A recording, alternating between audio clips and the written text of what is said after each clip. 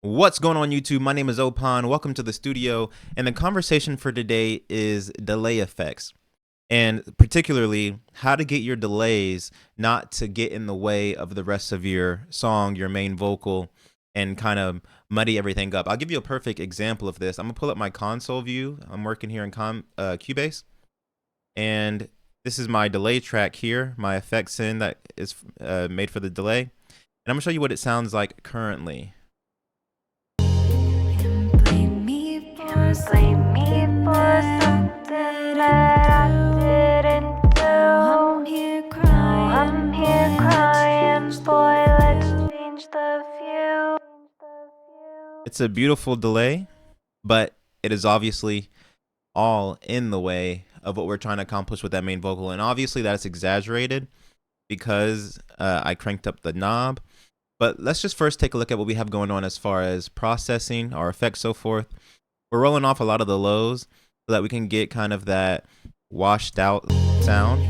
Blame me for something that I didn't do. It's just taking a lot of that low end so that it's pretty much a lot softer, lighter of a vocal, so it leaves more frequency range for that main vocal. If you look at the EQ here,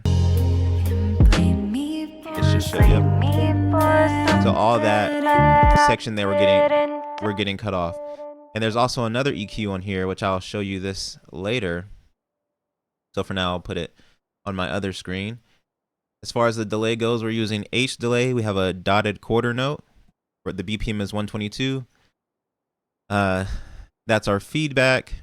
Not too much. We got a high and low pass within the plugin as well.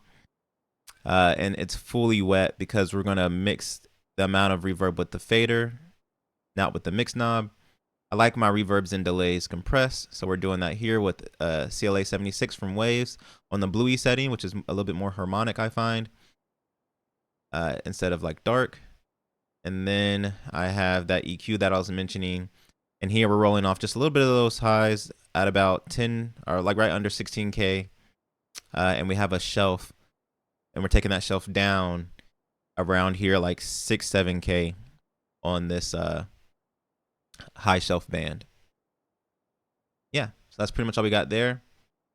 And then we have the reverb panned to the right about close to 60, and that's again another effort to get that delay out of the way of the main verse.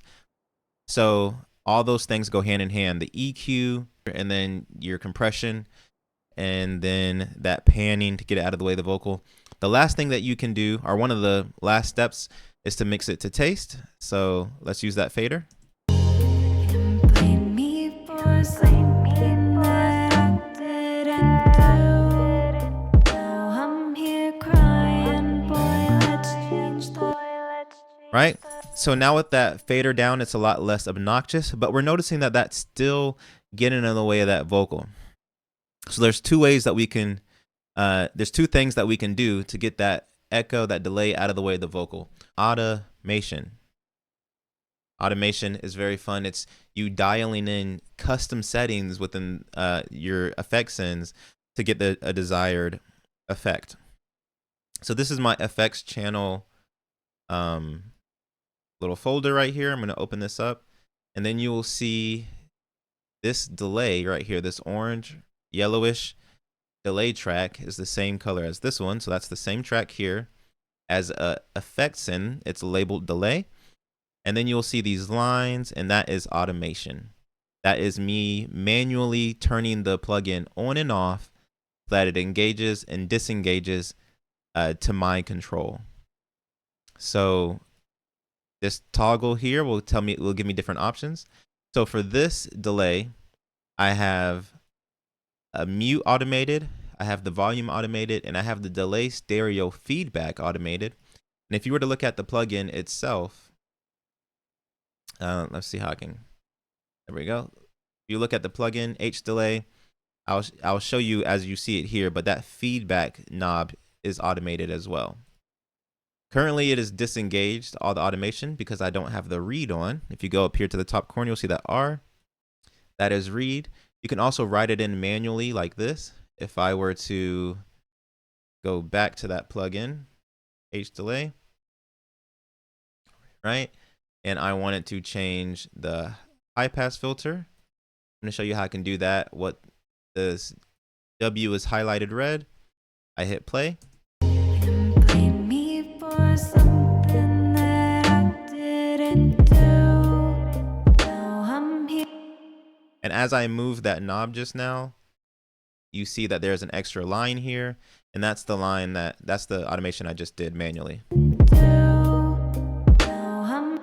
Right? So we're gonna undo that because we don't want that done. Undid that. And we're gonna go back to our first automation, which is going to be the mute automation. The first thing I have automated is the mute. I want the delay to be muted when I don't want it and to come in when I do. So if you'll see here, this is off, this is on, this is off. So now that we have this green R, it's reading the automation. And you'll see if you look here, you'll see that mute come on and off when it engages here within this automation lines.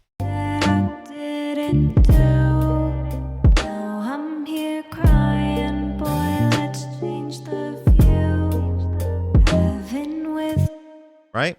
So I have mute automated. I also have volume automated. And the reason being is because around here, I want that delay to kind of fade out and not cut off abruptly.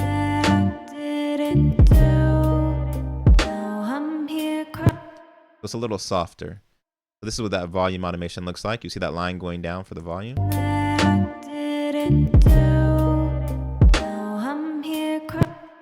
Right?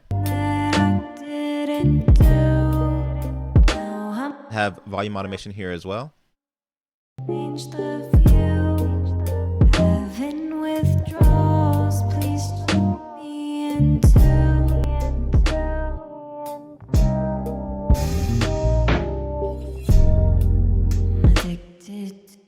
So you see, there's that feedback automation. And if I go back into the plugin here, you'll see that during this area, that feedback goes up.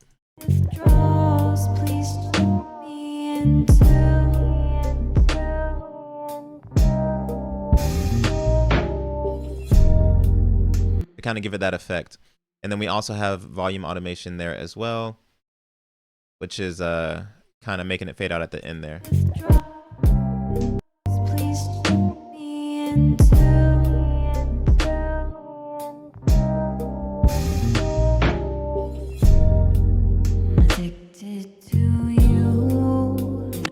Right? So that is how you automate that feedback, or sorry, not just the feedback, but automate the delay so that it comes in and out exactly how you want it, so that it can work for you in your favor and get that mix to sound great, professional, and on time. Because in music, everything is a time based. You have your quarter notes, whole notes, your BPM, everything in music deals with time, on tempo, off tempo. And you want your delays to be on time as well. And this method, either through the automation or through the sidechaining compression, will allow that to happen. Also, not forgetting the important parts first: EQ, compression, and panning. Also, writing that volume fader to find that perfect volume setting. And that, ladies and gentlemen, is how you will be able to get a nice delay effect. Thanks for watching. I have been Ohpon. Peace.